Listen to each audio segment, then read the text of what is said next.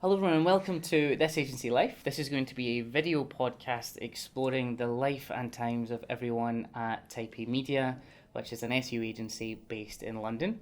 My name is Ross, I'm the Managing Director of said company, and this is... I am Vicky Samant, so I'm the Operations Director at Type A. Fantastic. All right, so what do we have? You've as an Operations Director, you've got an agenda ready to rock. Correct. Which I love. Always. What's on the agenda?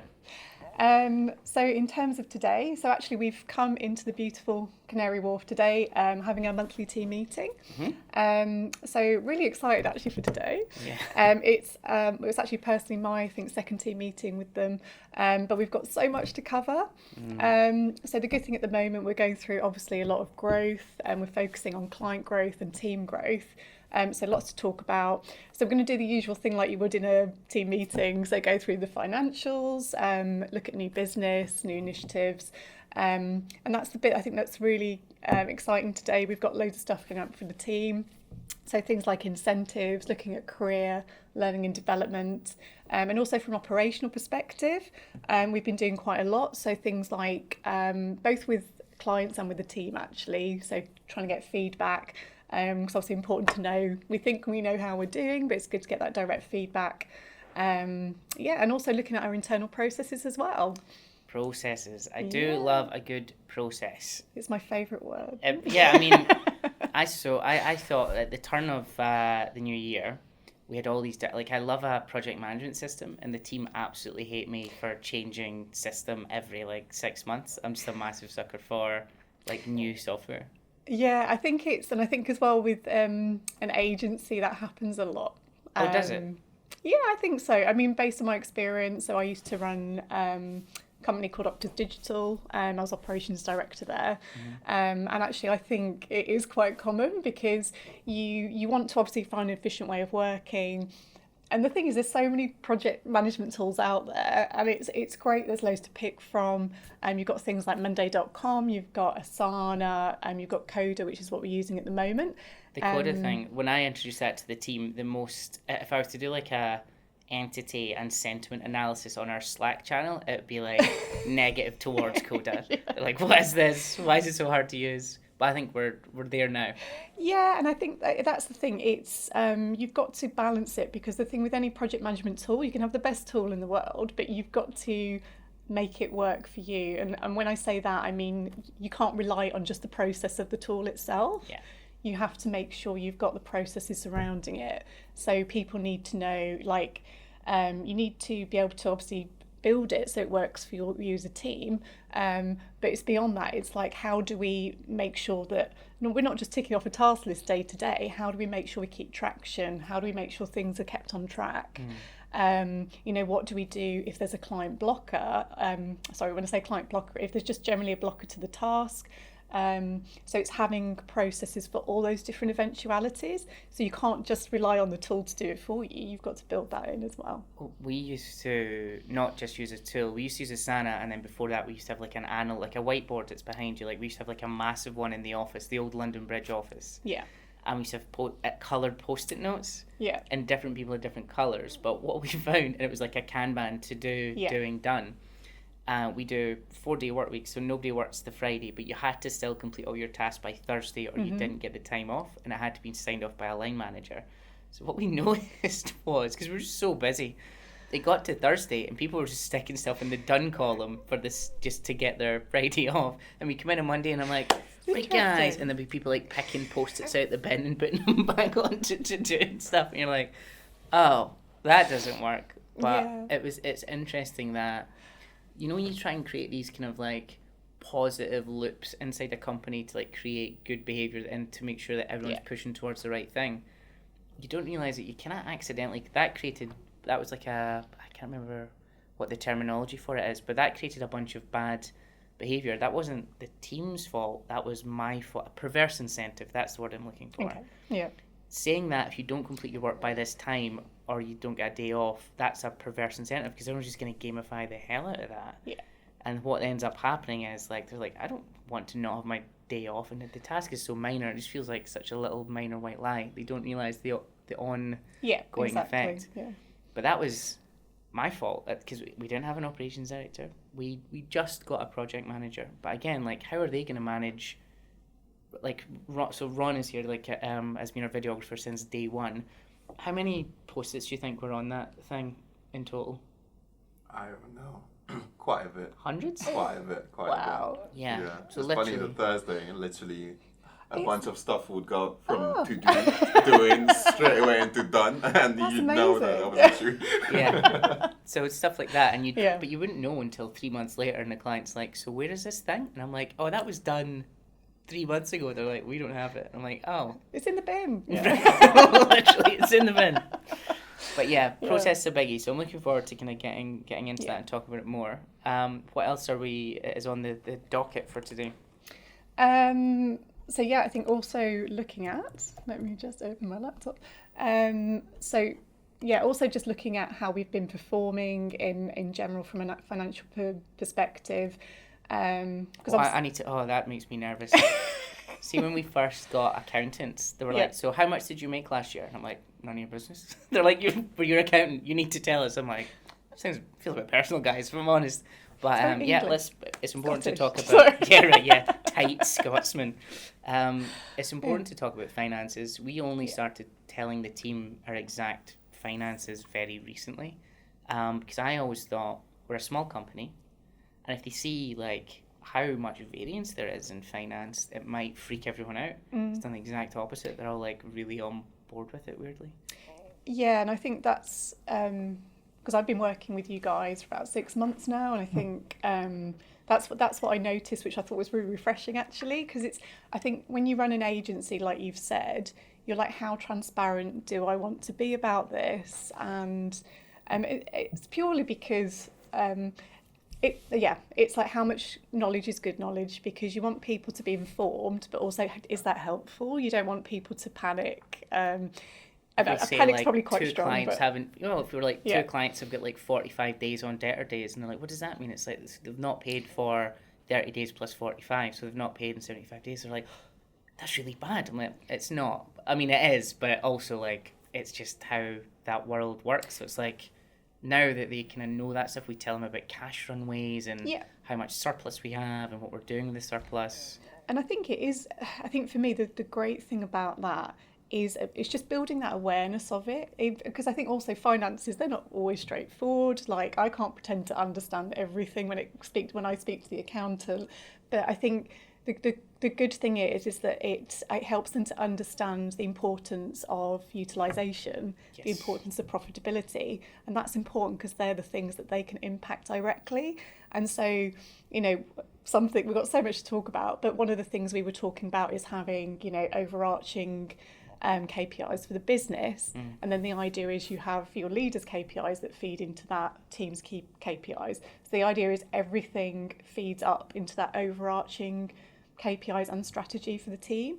But I think that's empowering. I think when we give them the information, because I think they're like, okay, actually this is why it's important, not just here's a few numbers, are we growing, are we not, but actually I can impact this day to day, and that's why it's important I record my actual hours. It's not that we're trying to focus in on actually how much work Timmy has done today, but it's more about does that client actually take more time? Do we need to look at upselling, or actually is there can we be more efficient? So yeah, it's great for the team to see that, because they can also understand actually this is how my work feeds into that overall figure. Yeah, when I was at working at an agency as an employee before, timesheets were literally, you just pick the biggest client and put your hours to that. Like, it was just like, I just couldn't care any less. But I can now really see the importance of it. With us, we've never done things like profit share. Right. One of the big things we're going to introduce now is profit share. But in order to do that, you need to know what the profit is if you're going to share it. So, because usually, it's funny when people ask about the 4-day work week things, like, how do you make that work? I'm like, you just make less money. And they laugh thinking I'm not being serious. It's like, it's kind of true, right? You've got 20% less billable hours technically. So if you're on a billable hours model, 4 days is going to break your business. We don't do billable hours, so it kind of works well For us, in the longer term view on 4 days is, well, you've been here for 6 months now. How many people have been off ill in the last 6 months? Yeah, hardly any. Right. That's bizarre. Yeah. And I think it's because of the 4 days thing. It absolutely is. And I think I've said this to you before, actually. I think as an outsider, not anymore, but before I came in, I didn't understand how it worked. And that's because I've run an agency. And 5 days never feels, and you never feel like you've got enough time when you run an agency. But I remember thinking, like, how does Ross do that on 4 days? Because we're struggling to get stuff done in 5 days. But yeah, I think it works because, the massive benefit of it is mentally. I think it helps because actually it helps people keep focused and motivated Monday to Thursday. And if anything, it makes people more keen to, make sure we're being efficient. And I keep saying these things, but it does. It makes sure that's why we've got to be so careful with utilisation, because we do a 4-day work week. But I think, for me personally, I didn't realise how much of a difference, on a motivational level that makes. Just to know you've got the Friday as an extra day, it's like, actually, I feel better, I can focus. Yeah. And I think that's what it is. Yeah, there's some things that so when we first done 4-day work weeks, holiday time becomes contentious, because if you're really smart, so you still get 28 days statutory holiday. So everyone's contract says 5 days with a company elective day off, right? Okay, so from a dotting the I's and crossing the T's point of view, it's a 5-day work week with 28 days statutory holiday, but no one's ever worked 5 days in the history of the company. So that's just to get the legal contracty bit nice and easy. The problem with that is, if you're getting 52 days off a year, and on top of that we close at Christmas and 28 days, if you are really good with bank holidays, you can technically book half a year off. So that's then a part-time job with a full-time salary, which I love the guys, but not that much. Yeah, no, it's a business. So what we instituted was things like, if we look at the holiday time, you can only take a week off at a time. Or if you've got if you need a day for something, you can move the Friday to any day, but you need to request it. So pre-pandemic, people would literally we call it a floating Friday. They'd be like, right, I'm leaving Thursday afternoon. I'm flying to Barcelona. So they'd get there Thursday night. Yep. And they'd stay until Monday night or Monday afternoon. Brilliant. And they'd fly back, and their first day back was Tuesday. And they just work the Friday instead of the Monday. Yeah. And that's a cool lifestyle. Absolutely. And actually, since I've been here, I've seen quite a few people do that. And it's like, oh, they haven't booked holiday. Oh, okay, they're doing the floating Friday. Yeah. And again, that just adds to it. And I think, and again, like, how does it work? And I've seen people, because obviously the government's trialling the 4-day work week. People can apply to do that now. And I have heard from other businesses, I think where it's become more difficult is where the shift is difficult, but also everyone need to have the buy-in. I think that's what it is. I wasn't here when you guys made the shift, but I assume it was probably easy because everyone was excited about it. The 4-day shift? Yeah. We've never needed to shift. We've only ever been since inception. Ah, okay. I didn't realise that. Yeah, the company was started as a 4-day company. Okay. So it was birthed out of another agency that every time I say bought in, it sounds really grand to say that I bought into a business at like 25.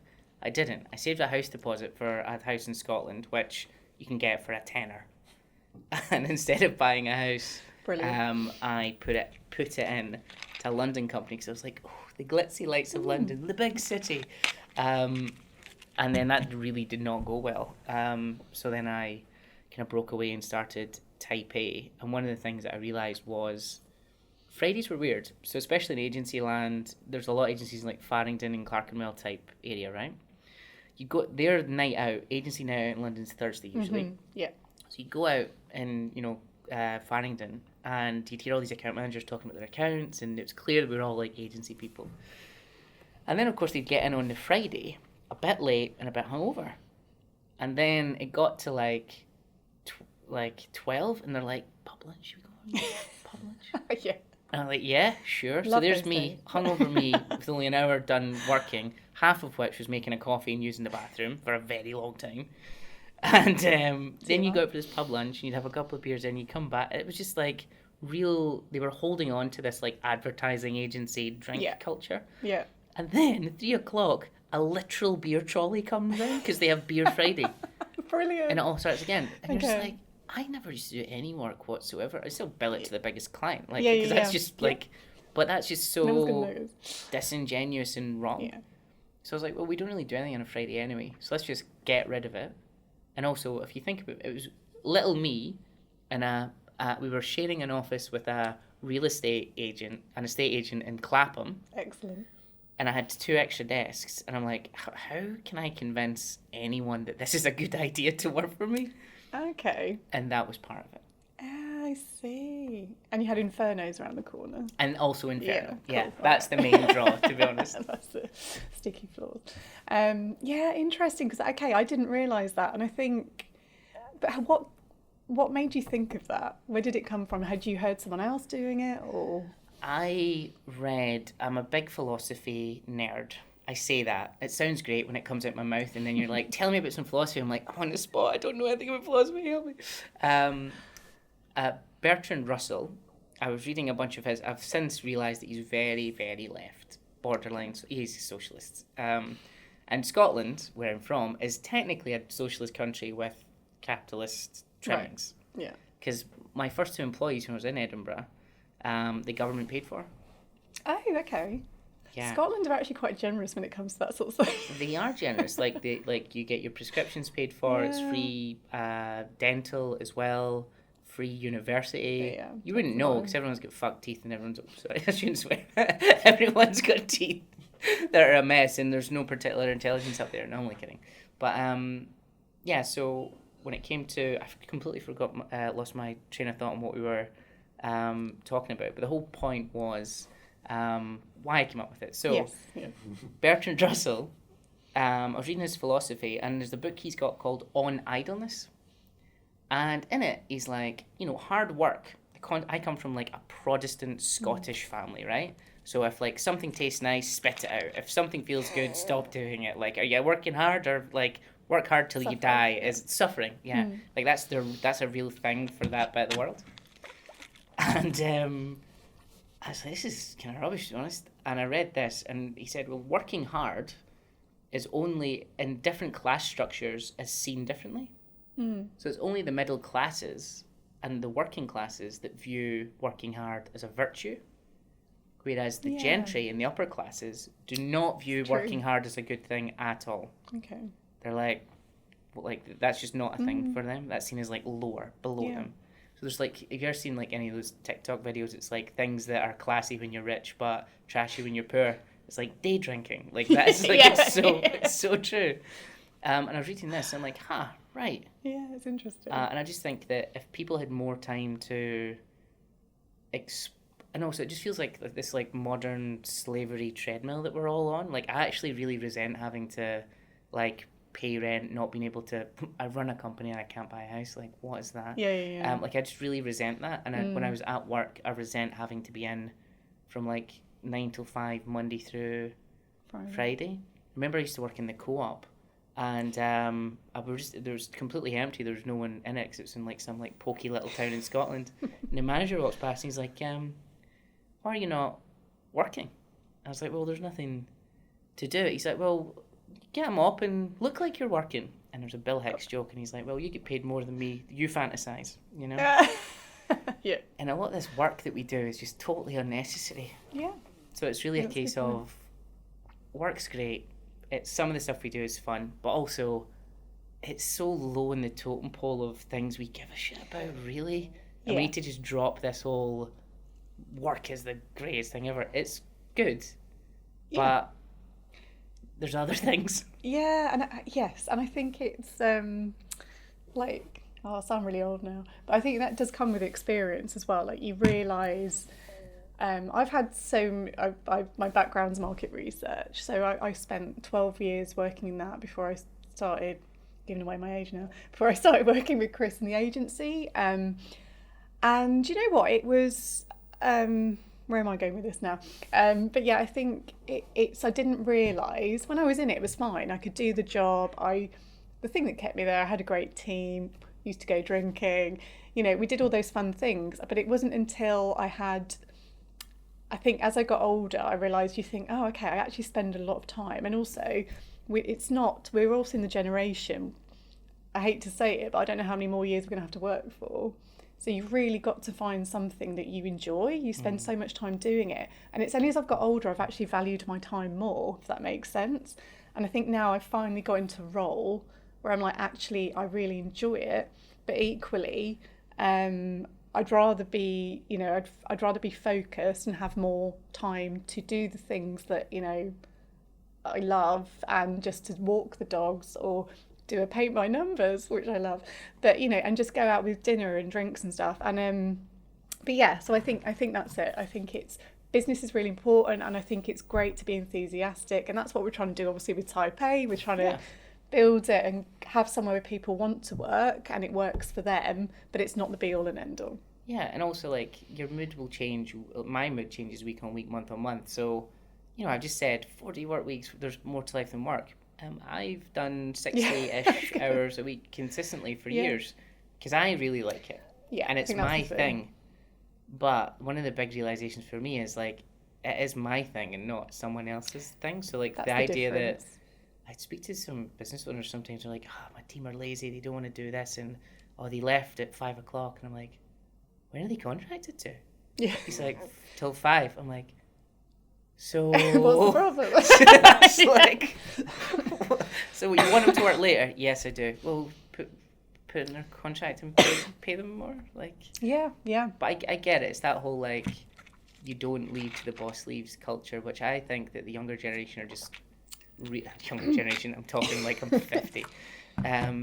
They're not into it, and I get it. I get why, because just there's more to life. Yeah, and I think it's, I've been in that spiral where you just keep working and it's not good and it's not healthy. And I think it's better to engender that culture where people know that, you know, we need to make sure that people are understand the values they're bought into and they're driven, but equally we're all people, we're human. You know, sometimes as well, that's the other thing, like you've mentioned, your energy levels are going to go up and down. So I think it's recognising that as well. And just as I say, just trying to engender a culture where people feel motivated, they want to help grow the business, but equally, you know, they bring themselves to the culture and they help build that, but it's part of their life, not their life. That's beautiful. How nice is that? Part of their life, but not their life. I love that. It's like that question when you're applying for jobs and the company tells you, so why do you want to work for the company? I hate that question. It should be more like, why? Like, it should be reversed, because we spend so much time at work.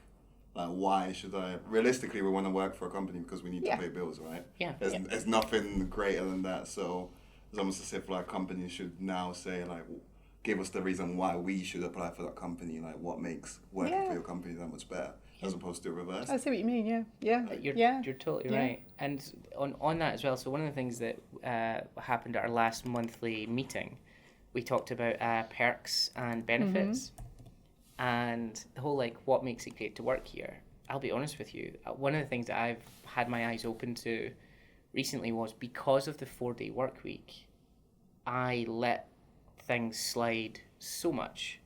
Like, people are working late and they're a bit overwhelmed with some client stuff. It's fine, they've got 3-day work weeks. People are saying that the training's not maybe up to par. It's fine, it's 4-day work weeks. And you're just like, that's, you can't, that's not like a token to then allow you to not do the rest of the running a company thing. But you kind of, when you think that you're giving so much, you kind of fall into that trap. I literally said, I think it was 2 months ago in a monthly meeting, because we typically haven't done perks in the past, which we've now completely changed in a big way. And the reason we don't do perks is because we look at Glassdoor. This is the old reason. Okay. We look at Glassdoor every 6 months, look at the job levels and just make sure everyone that the same job levels paid 20% more and they work 20% less. And that was it. And I was like, listen, guys, the only reason you get perks from companies is so they can give you gifts to manipulate you into doing more work for less money, which I believed at the time. And when I looked more into it, it's like, I'm sure in some toxic work environments that's absolutely true. It's like that old Caesar thing, like let them eat cake. It's like, just keep them entertained and they'll be quiet. And that's such a weird, like, powerful leader manipulating the masses mindset. And I thought perks were a manipulation thing, because I'm quite nervous around like being manipulated. It's quite a strong word as well. Yeah, exactly. But then you think about it, it's like, well, actually, if I buy perks, like let's say a gym membership, I can go to David Lloyd or Virgin and I can get 20 gym memberships, but it will only cost me 12 or 15 because they're giving me a corporate rate. Yeah. So the guys who want to go to the gym anyway, they pay, what's the gym, 50 quid a month? Something like that. Maybe. Yeah. So they would pay usually 50 quid a month for it, but actually because we're able to get it for 35 because we bought it in bulk, we can give it to them for free, pass it on, and plus there's a benefit to the business of VAT, tax, all that sort of stuff. So the guys get more stuff for a lower price anyway, and it doesn't really cost us anything to do it. So that's what perks are for, I think. But one of the things that we're about to introduce to everyone is something called Bonusly. I think I've talked a little bit about it before. Yeah, but can you talk a bit more about it? Because actually I'm new to it, so it'd be good to know. So we're doing like normal perks, like we're looking at health insurance and dental and gym and all that sort of stuff. So that's currently being created by our accountants, so we can like put it through everything.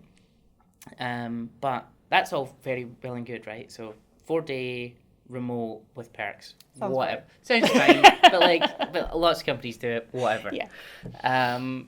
This Bonusly thing is you get like points every month and on Slack, and based on our company values, you can give people points when they show that they are living the company values. Okay. And those points can then be redeemed for literally anything. You can redeem them for hard cash, like vouchers at like JD or like the Nike store or like a restaurant or something like that. You can even donate it to like the Red Cross or something like that. Oh, brilliant. So it's essentially, it's a pool of cash that we put into, and we just put into points. Yeah. And the team decide who gets what.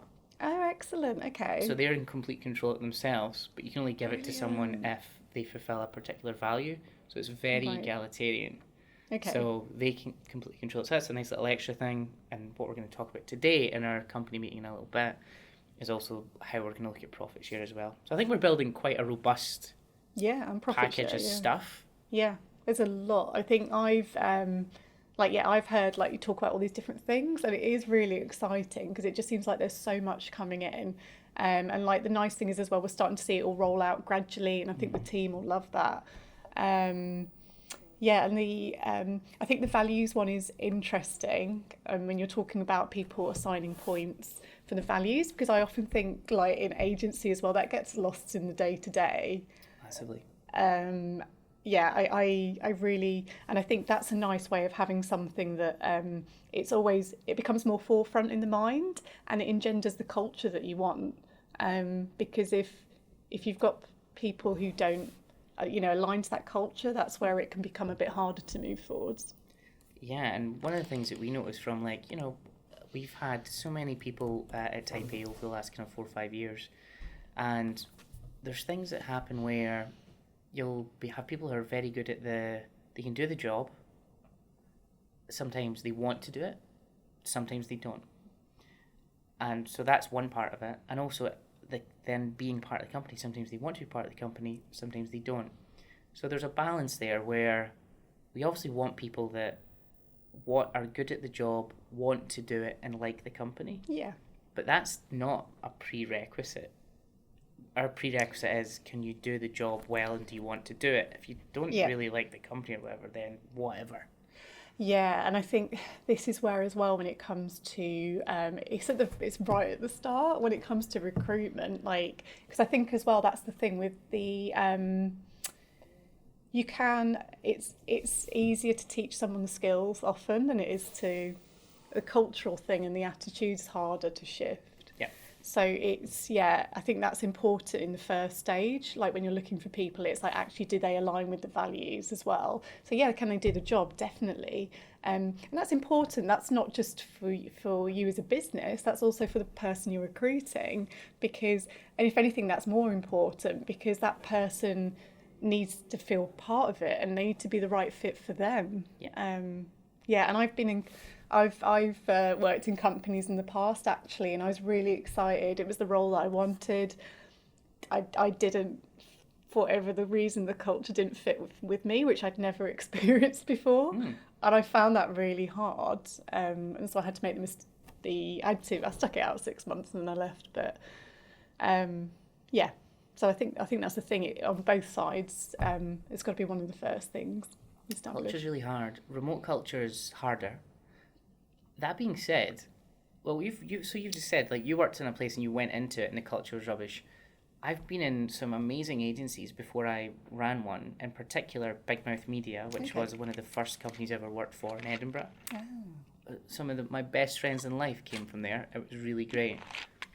And it was good for that moment in time for a 23-year-old young guy. However, if I went in as a 33-year-old guy or girl, woman, person, they, them. It may not be a good fit. So you see, drinking culture is huge in agencies, and for a lot of people, that's just not, like, it really turns people off, and that is like their only thing. Is really lame, I think. So one of the things that we started doing for culture is every month we do we do our monthly meeting. We tell everyone everything's happening in the business, and we'll get into some juicy stuff in a second, I'm sure.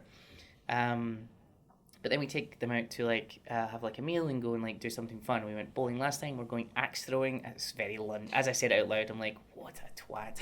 We're going to go axe throwing. It's very London, isn't it? Like, my inner Scotsman is like, who are these dickheads? I'm such a wank. Yeah, exactly. Look where you're filming from. Right, exactly. It's like, oh, what have I become? Ron, just... So taking people out every month's a big thing. Quarterly, because we've got people in Abu Dhabi, people in Cyprus, people in Elgin, Scotland, the most exotic of the locations. Exactly.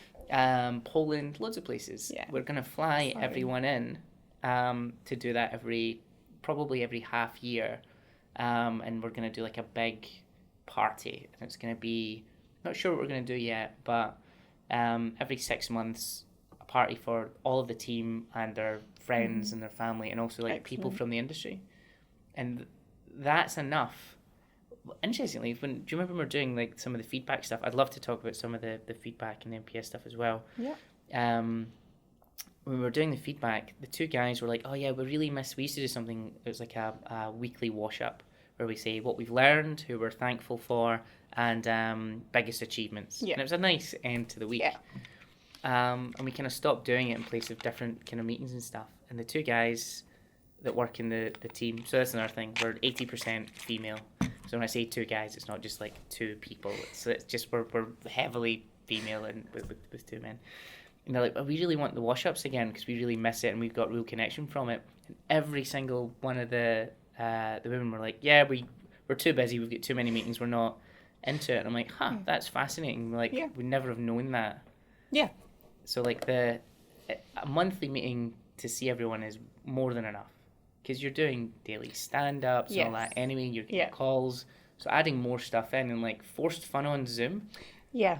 See everyone's eyes and it's like, hey, do you want to do another Zoom pub quiz? Yeah. And they were like, I think I'm busy that day. Definitely. Just definitely not. Yeah. It takes you back to those days of the early pandemic, doesn't it? At first it was like, this is not fun, obviously, but it was novelty. Yeah. And you're like, cool, quiz with my friends. We'd write quizzes for each other. I used to do a music quiz. I would just sit there and get drunk and it was great. And I think that did get boring, not boring, but you know what I mean, it's the novelty did wear off quite quickly. And I think that's the other thing, like now we're remote, like there is definitely, people talk about Zoom fatigue, and I think that that is a thing. And I think it's but yeah, we were talking about culture, so the balance between people engaging enough but not too much, you know, it's and I think to know that you have got to speak to people, because it won't be the same for every company. I think it does depend on the dynamic. It depends like on the mix of people you've actually got, and that's where you need to work out. You need to speak to the team and get their input about what works for them, and then from there you can work out, okay, this is something that's going to help. Yeah, and I think I mean that brings us on to like feedback. Yeah. So that is something that I want to talk about actually, because it's something we've recently done in the business. So so my background is market research, so I've got experience with surveys and everything, and I think something that with agency life often gets forget, like you're working with this agency life, this one right here. I think what does get forgotten is like you can have all these, you can have these conversations, all these initiatives, and it is like actually we need to get people's direct feedback. We've done that in two ways, but the first way I'll focus is on what we've done with the team. So we've recently rolled out a survey. So we've used something called Bamboo HR, and it's basically a massive platform that integrates like learning and development, HR stuff. But then also as part of that, they include, it's called ENPS survey.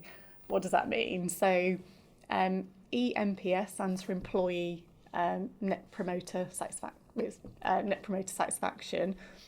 So if you haven't heard of NPS, so it's a way of measuring satisfaction. You might do it for clients, which we also have, but you also might do it for your team. It's basically any group of people. What you're doing is asking them about their likelihood to recommend. So you might say, for example, we said to the team, how likely would you be to recommend Type A to a friend or someone in the industry? And then what they do is they rate it on a scale of 0 to 10, where 0 means they're very unlikely, 10 means very likely. And I think that's what studies have shown, and this is like across different industries, across different countries, is that actually that score tends to relate strongly to performance. So that might be financial performance, for example. And that's because and on the surface or the base level of it, it does make sense, because if you're likely to recommend something, that does mean that you're more involved, you're more positive about it, you're more ingrained in it, and I think that's why it works. The other thing is it's very simple. You're asking one question, so we just ask that how likely are you to recommend question, and then we'll ask a follow-up question, which basically says like, why have you given that score, like how can we improve? So it's very short, it's very basic. It's something that we'll be doing on a quarterly basis going forwards. And that's, I think quarterly is about right, because then that gives, it's enough time to gather the feedback, discuss it with the team, think about, get some actionable next steps. So what we're going to do today in the team meeting is actually feedback. Do we want to talk about what our actual scores were? Is that to, just in the, I think that'd be quite juicy, right? To actually tell people what our internal NPS scores were, and how many, do we have any detractors? How many people are neutral? How many people are, what's the positive one? Promoters. Yeah. So, okay, so this is the first time we've done it. Yeah. Which I had a lot of blind spots. When I looked at some of the comments, it's totally anonymous. I had a lot of blind spots and I didn't realise people felt certain ways. Yeah. What was our score? So, bit of background. So as I said, we get people to rate on a scale of 0 to 10. 0's being you're very unlikely to recommend, 10 being very likely. And within that, people will get bucketed depending on what their score is. So if you rate 0 to 6, you're known as a detractor. So more negative. If you rate 7 to 8, you're known as a passive, so that means you're more neutral. And then if you're 9 to 10, then you're considered a promoter, so that means you've got positive perception. And just the reason for that is if you think of a bell curve, so the way that scoring tends to work typically does vary by culture, can vary by industry, but typically what you'll see is that, particularly like UK, US, your average is going to be around 7 or 8. So a score of 7, you might think, oh, actually, that's above 5, right? That's fine. Actually, that tends to be the midpoint if you look at a range of scores. And that's why we say if you rate a 7 or 8, you're not a detractor, but you're probably more neutral. And then it's only if you rate 9 or 10, we see those as really, we're promoters and they're positive. So the way you get the NPS score or Net Promoter Score is you're taking the percentage of promoters, so people rate 9 to 10, and you're taking away the percentage of people that rated 0 to 6, so your detractors. Does that make sense? It does. Cool. Yeah. You can every time I had to explain this to clients, I normally show a chart. So the scoring on Bamboo, it's from, when it all adds up, it's from negative 100 to positive 100. Correct. So you fall on a scale between to negative 100 to positive 100. And that's because if everyone rated 0 to 6, 100% would rate 0 to 6. So you'd get 0 minus 100%, which gives you minus 100. Again, if everyone rated 9 to 10, then you'd have 100% of promoters, so it would be 100% minus nothing, which is why you get the score of... Amazing. So you're gonna tell me that we are, what, 100? Yeah. That's it. No. That's it. No. So what was our score? So our score was actually 0. So on the face of it, and this is where you might want to bring the slides in somehow. But yeah, on the face of it, you think, oh God, 0. Actually, that's sort of that's 0 to 20 is considered good. And that's because if you think like in terms of how the scoring works, that means you've got more people that are loyal than are not. And I think what would help actually, so if we're saying if less than 0 would be poor, 0 to 20 you're sort of in the good, 20 to 50 we think's favourable, and then 50 plus is excellent. So this reminds me of like the NHS PMI calculator. I'm like I'm right on the cusp of obese, but I'm not obese. You know, that kind of like you still want to improve it, but you're not obese, but you're okay for now. Right. So like that score to me says it's like you're just a bit husky, but there's a lot to improve. Yeah, and I think this is the thing when you lay it out. It sounds. This is why I always say to clients, don't panic. You need to see the breakdown because I think it always sounds worse than it is. Because actually, what that means is you've got a quarter of people who are promoters. So you've got 1 in 4 people rated 9 to 10. You've actually got half. So 1 in 2 people. Half of the half's probably easier. So we say like 25% rated 9 or 10, half rated 7 or 8, and then you actually had another quarter that rated 0 to 6, and those people rated 5 and 6. So a quarter of the team doesn't hate us, but they're like this needs improved. But again, they're on the cusp like your BMI. Yeah. Half of the team are like, it's fine, but I'm not doing backflips. Correct. And 25% of the team are like, best place ever. Correct. Fascinating. And then 25%, as I say, but they're rating 5 to 6. So there's work to do. And I think, remember, like the key thing about this as well is we need to be tracking it over time.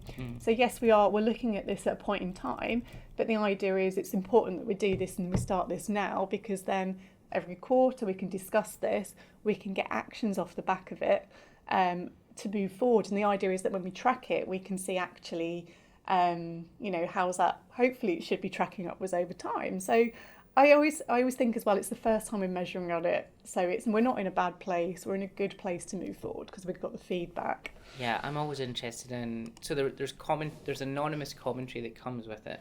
Correct. So maybe let's just do like polar opposites. So what was like some of the most damning things that people said, and what was some of the more positive things that people said? I love your language, damning.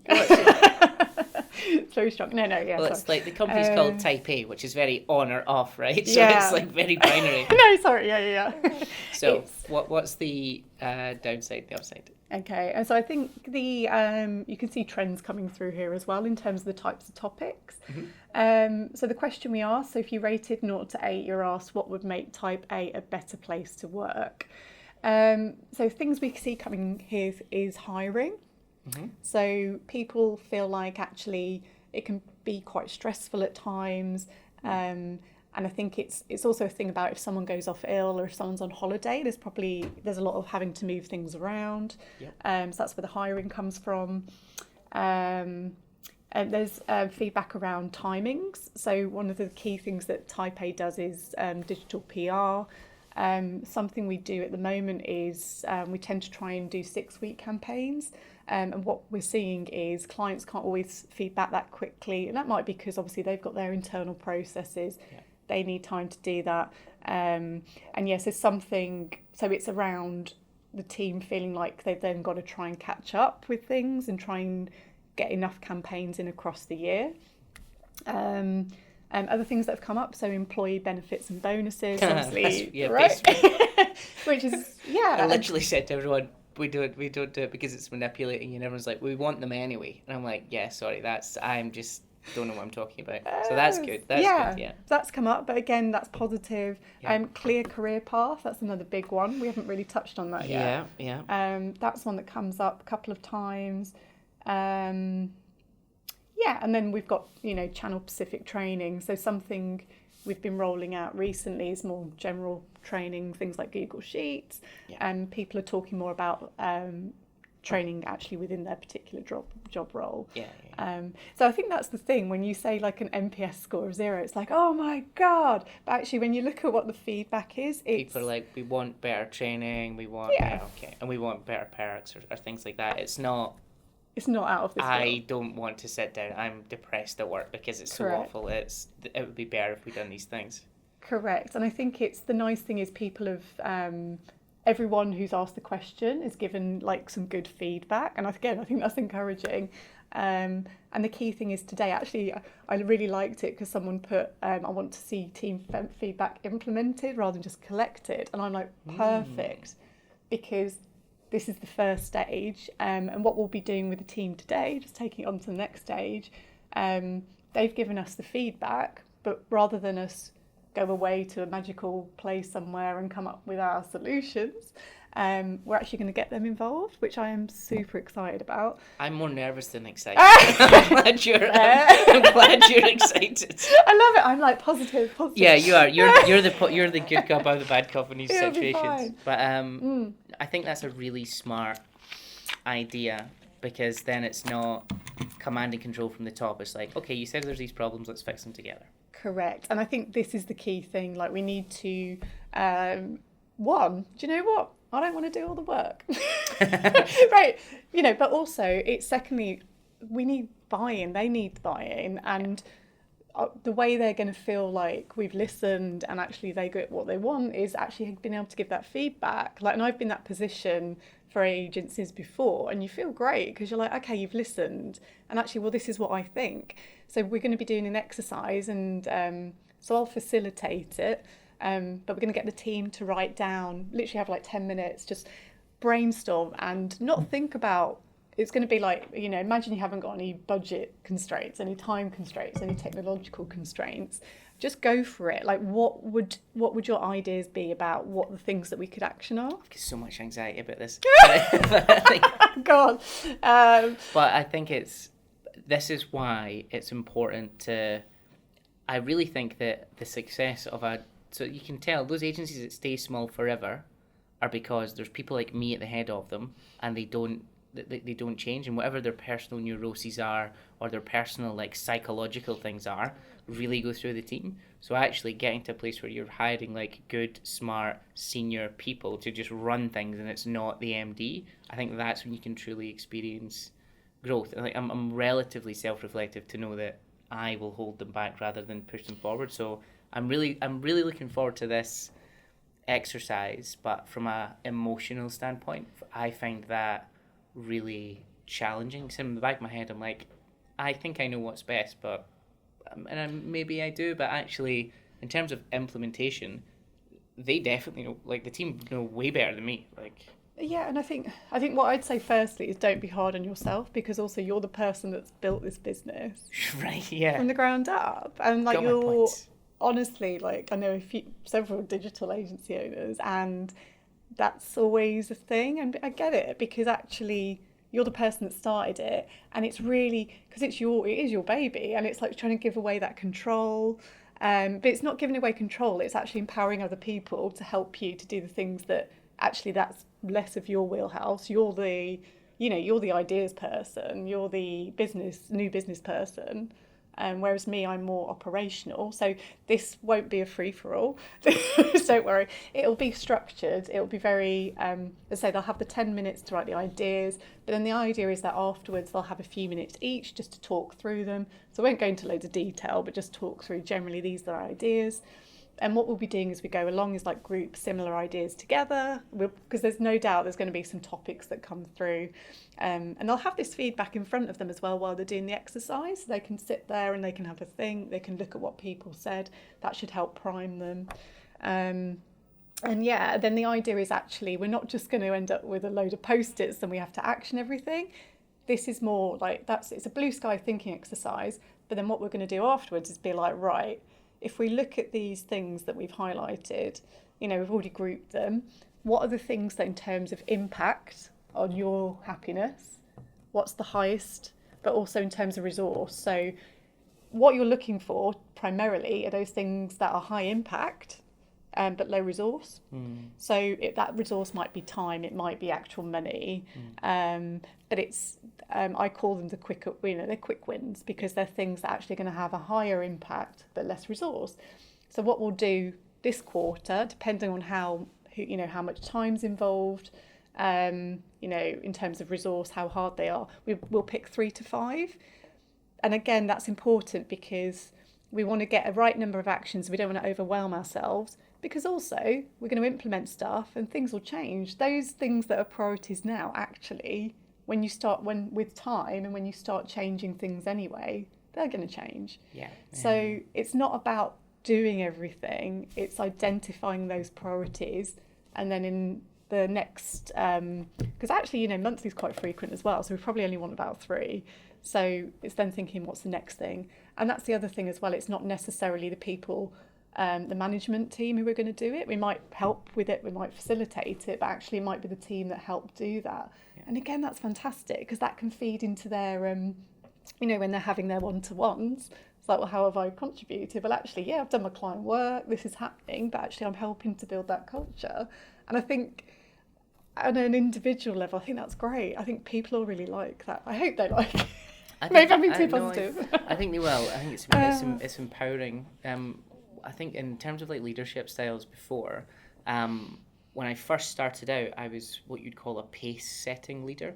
So I would be like, this is the quality we're going for, this is the vision we're going for, and this is the pace. Yeah. Over to you, off we go. The problem with that, obviously, is like you then need everyone who's like totally clued into exactly what's going on. So you'd like getting people up to speed was really, really hard. So this is a much more collaborative approach, which I'm really into. And structured. Yeah. And structured, good. The approach before, if someone was a bit more clued in, they could advance themselves. Whereas the more quiet people would just be kind of left behind. Yeah. So like the way you're doing it allows everyone to, get the point across, and for everyone to advance and create the best working environment. So mate, can I apply? Are you looking for it? Well, we are. Funny you should mention that. The SEO guy is a bit. Yeah.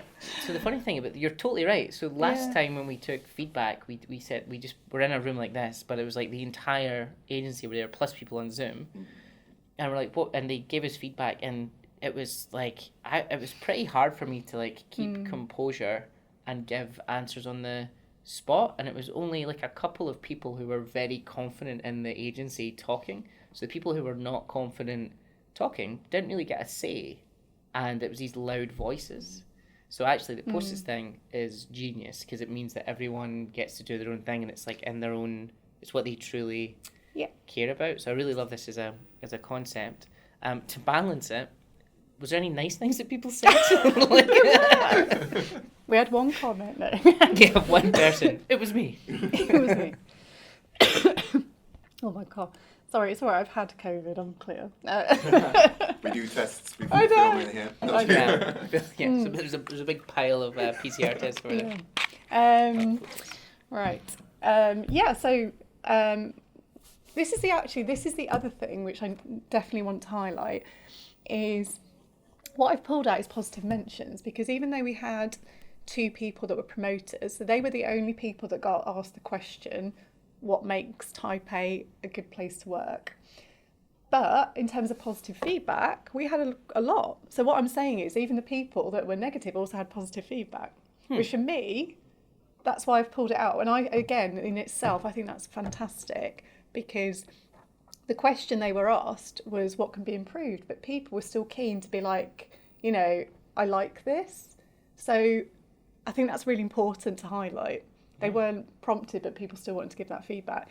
So I think the things that have come out, a couple of people, which I think is great, people have seen, based on recent changes, it seems to be moving in the right direction.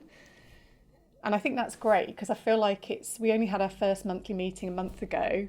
A lot of work has been done since then, but a couple of people have already said it's great to see, like somebody said, a lot of the changes are already in motion. So I think it's really key that people are seeing that. That's an interesting one as well, because it's funny that sometimes when people are in the kind of neutral or detractor space, it's usually our fault for not communicating well to them. So the hiring thing is an interesting one to me. So one of the things that came up as an egg was like, we need to hire more people. And that came out at the start of February. But since last December, we'd been attempting to hire people. We made offers, but the notice period takes usually 2 or 3 months for people to come.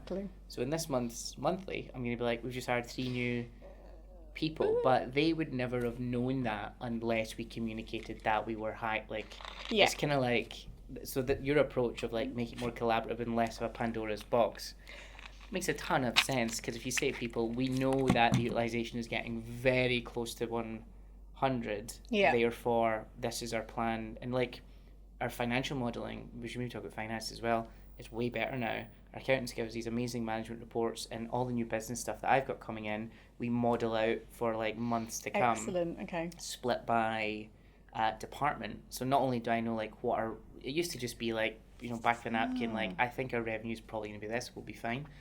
But now even like client drop off because of like contracts ending and new clients coming on, we can then look at what that will do to utilisation in departments, but months in advance. So I know, for example, in Q2, and the model is 25, 50% or 75% certainty, and you put them all as different, so you get like a kind of rough number at the end. It's not perfect, but you can then get to a place where it's like, well, based on the amount of leads we've got and the amount of the stages of the pitch, we're probably going to end up with 2 new clients next quarter. Cool. They're all in PR. What's utilisation? So that will put us into 120% utilisation into PR in Q2. Okay, how many people have you made job offers to now that are going to start in Q2, or probably slightly before to do the onboarding and get them up to thing? Excellent. It's not there yet, but it's like it's getting better. Yeah, and I think this is going to be my next focus, tying into that in terms of looking at where I'll be reporting on from the numbers from our project management system into that, and that's where I can start to help as well. And also my thing will be looking at clients and individuals, but that's brilliant, and I think it's so important as well, because you can get so stuck in the day to day. And recruitment, it takes a long time. So recruitment's hard. It's hard. We've got more positive feedback. All right, go on then. So I said the changes recognised. Investing in training is a big recent plus. So we have had people saying that they want the role-specific training, but actually we've started rolling out some more like training on Google Sheets, for example. We've got some SEO training, so people are really they're appreciating that. Some people like the way the work is scheduled and the daily stand-ups. That's so you, laughing. Is it? Just brush your shoulders off. That's you.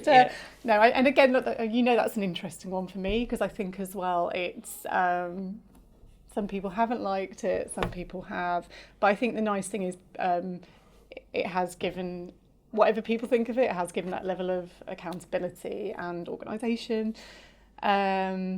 People are they like the team, hardworking and smart people. Pat yourself on the back.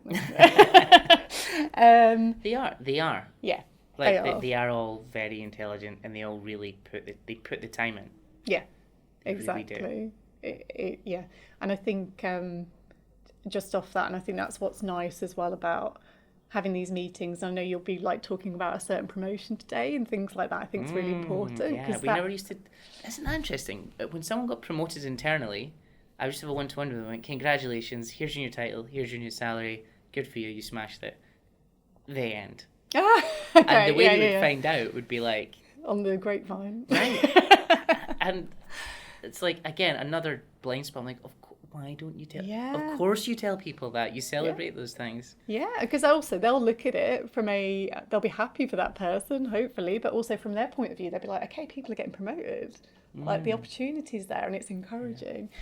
So I think what people like, they're able to gain new and better skills. They like the flexibility, the free Fridays. Yeah. And also working remotely as well. So they're things that, people have actually said, what works for them. And again, not all of these people actually asked what the good things were. So it's nice that people came up with that. Cool. So we're I think we're getting quite close to the end. We get like 15-20 minutes to go. Do you want to do the finance stuff? Yeah, we can do some finance stuff. I'd love to talk about client NPS as well to see how many of our clients like us and don't like us. Mm-hmm.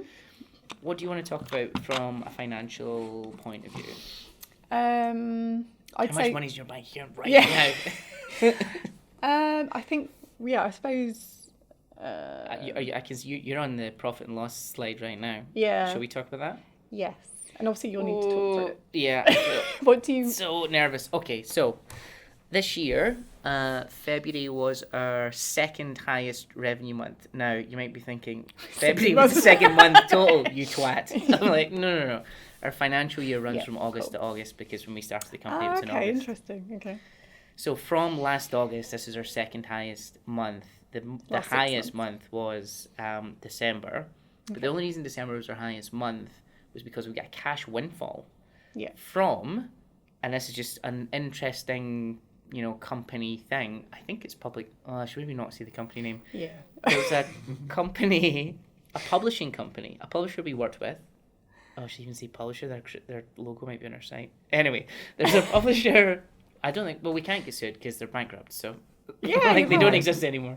I'll say the name at this point, mate. Well, like to say it. Well, they've just been bought.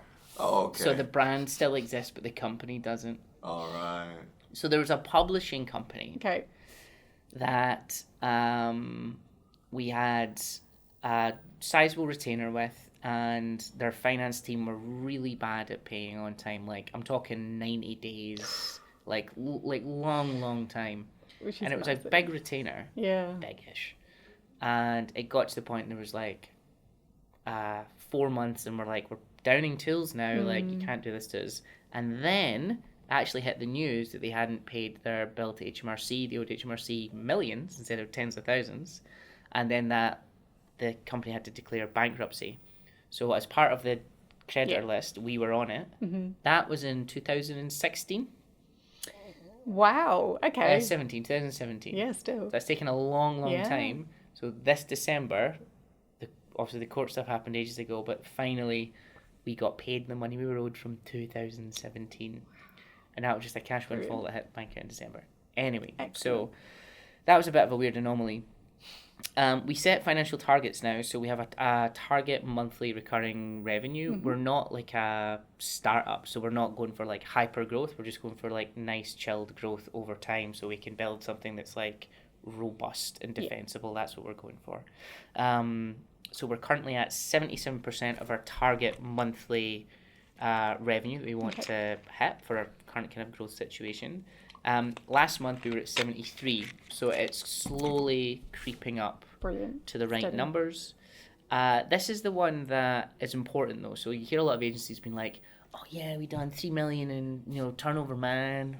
We're so cool. We're millionaires." And it's like, what's your gross profit? What's your net profit? So I guarantee you that it's like, if you're doing extreme growth, it'll be like single digits. Yeah. Like you'll make 5% profit or something like that. Like all things said and done, of that 3 million, you've got 5%. Guaranteed. Still lovely. Yeah. Unless there's some magical secret that, or if they've like outsourced everything and like they've got a really low like labour cost or something like that. But if it's a British or a UK company or a US company, it's highly unlikely.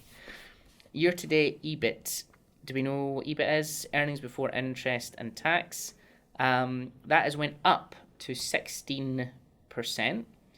We kind of track that quarterly. We don't look at that every month because we'll invest in something some months and we'll not in others. So it'll massively change. Well, not massively, but it will change. Q4 last year, despite being the highest revenue month for the company, and we're not big, but we're not small. We turn over like low 7 figures every year. Was 8%.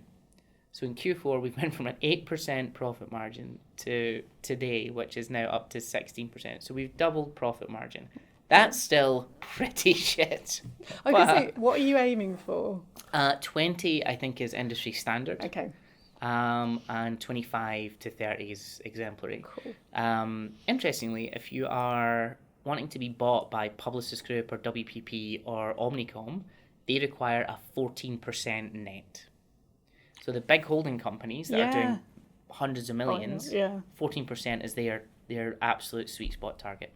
Okay. So actually, we would technically, if we were big enough, be bought by one of them and they'd be happy with that number, which, we're on track. We want to be tracking at about 20%. I think that's about right, in terms of cash savings, so we're actually usually, because I'm a stingy Scotsman, we usually keep quite a lot of cash in the bank, mostly because when coronavirus happened, I got a massive punch in the face, and it allowed, because we had so much money in the bank, we could hold on to people for quite a long period of time. But like we had to let people go. Obviously, we put some people on furlough, but having that big cash reserve allowed us to give anyone who we did let go, we give them like 4 or 5 months of pay and a hit, just to be like, I hope you're okay. Sorry, the world's on its arse. Yeah. So we always keep a little bit of surplus cash. We typically keep about 4 months of like all expenditure in the business. Lights on money.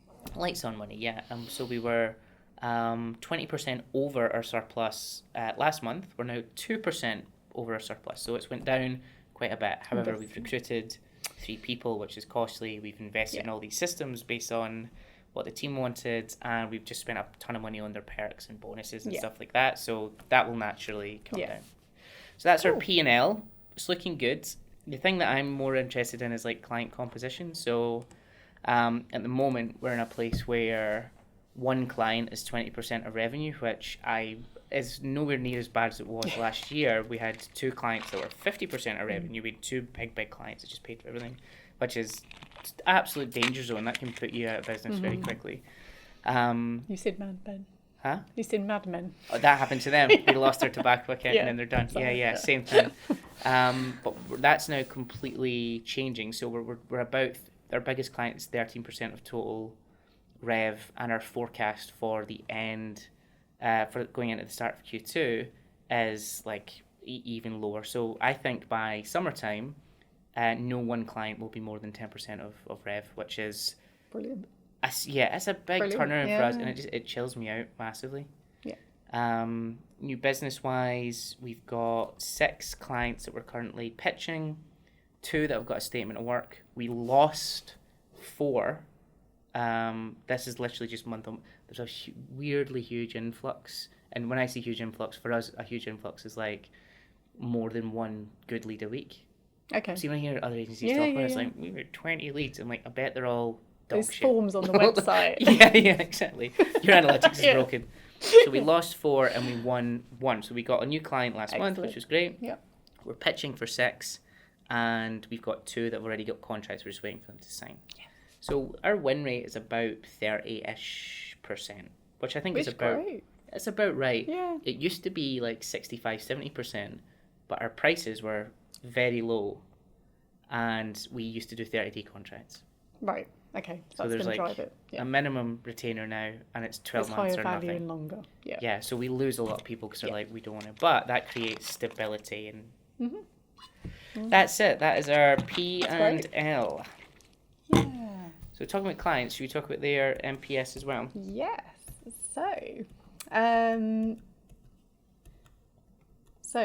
NPS, so we've previously touched on, we've done it with the team.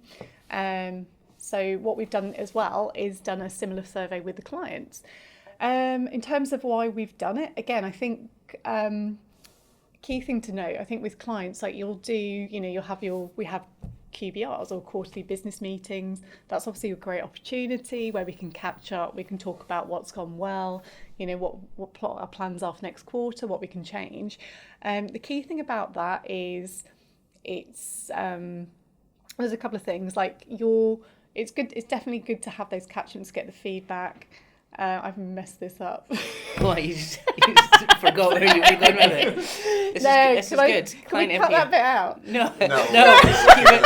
Let's keep it going. It's all about being authentic. Sorry, I'm definitely authentic. So, right, let's start again. Client NPS. A couple of things. So, I think the thing that you'll have, and this is a separate conversation, so internally we do a couple of things. So on a monthly basis, we sit down, we have a conversation about all the clients.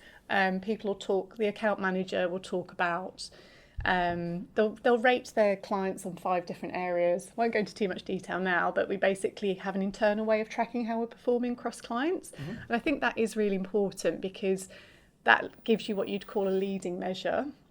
So that gives you, it gives us a feel for actually where we're at, and we can get an understanding about which clients do we think we're going to retain, which ones do we think we need to do some work with.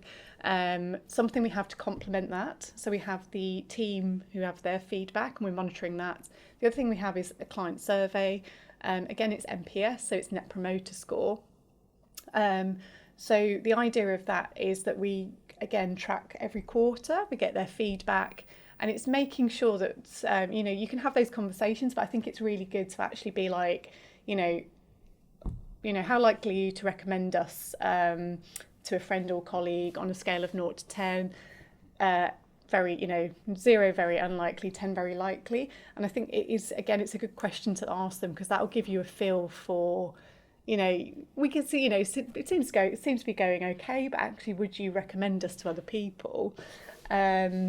And I think, again, that links back to if you tend to have good NPS scores from your clients, that tends to relate to a good organic growth for the company because, again, people are more bought in, they're more likely to recommend you. Yeah.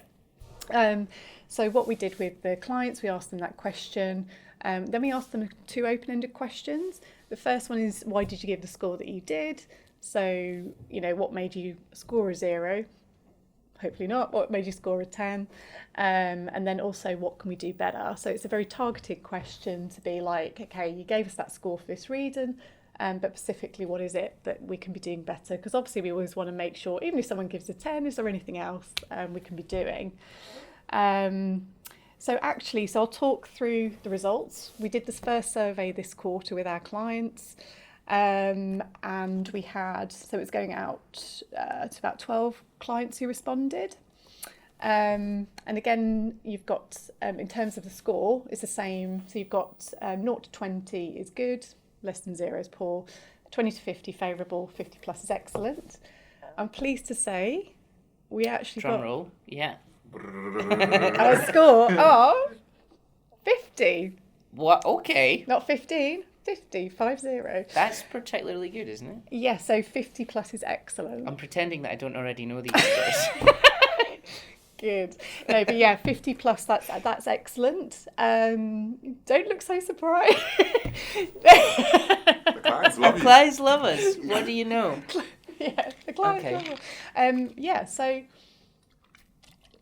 how that breaks down is actually in terms of the different groups that we talked about. So 58%, so almost 2/3 of the clients actually promote us. They rated us 9 to 10. Say that again, sorry.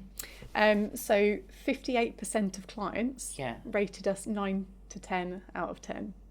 9 or 10 out of 10. That sounds really good. I'd love to over time see what how that benchmarks over time.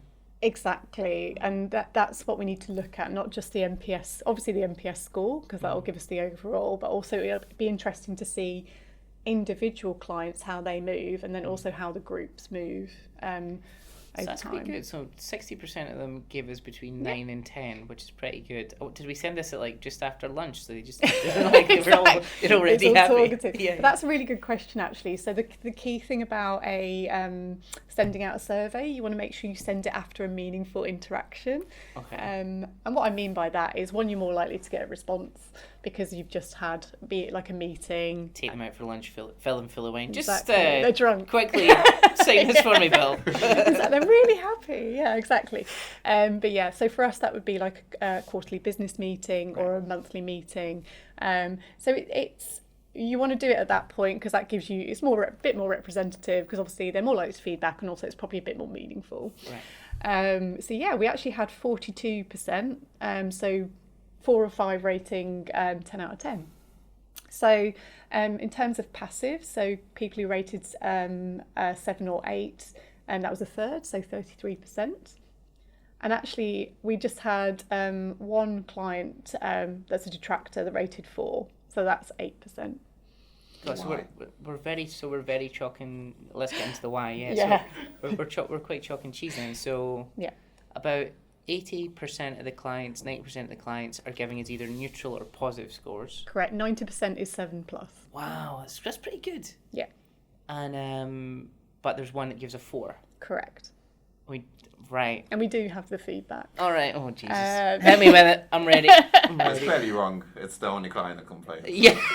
Yeah, exactly. There will be something. Dinner. There will be something in there, and I've already read some of the comments from the clients. Interestingly, it's when I get too involved is when they get really unhappy. Some of them love seeing me on there just because like they know me from the industry or whatever. But like, if I'm like in doing work, it breaks the process too much. But that's probably because you shouldn't be doing it, and obviously that's stop poking my nose in. But I mean, that's what we're working towards, isn't it? Like, we want to hire, like, you need a management team, really, because that's not what you should be doing day to day. So again, I'm being nice, but yeah, no, I think that is the thing. And do you want me to focus on that feedback first? Well, let's do the negative one. Yeah, I'm fascinated by the negative one. So in terms of the one that rated 4, so their feedback was around they actually have a couple of services from us, so not just PR, they have PR and SEO. Okay. And so what they've seen is actually the PR side they're happy with, whereas when it's come to the SEO, they've found that more difficult. Okay. And in terms of their actual feedback, so we don't feel we've made that much progress and have found the reporting difficult to engage with. Right. It's too opaque, we're not seeing the benefit on our end. Be much better at supporting clients like us with limited internal SEO capability and expertise. Right, so that is I think I know who this client is. So this is an e-com brand who are point of contact, you wouldn't say is like a they're like a digital manager, but they don't come from a background of digital. So the stuff that we say to them must sound very jargon filled. Yeah, and I think it's I think it's I want to be like it is a common issue actually, I think. And I think it's also challenging for agencies, because you do get, in terms of the teams you work with, you get different levels of expertise, and actually part of our job is to work out how we pitch that. Something that we are looking at anyway in general is reporting. So the team have been working on that, which is great.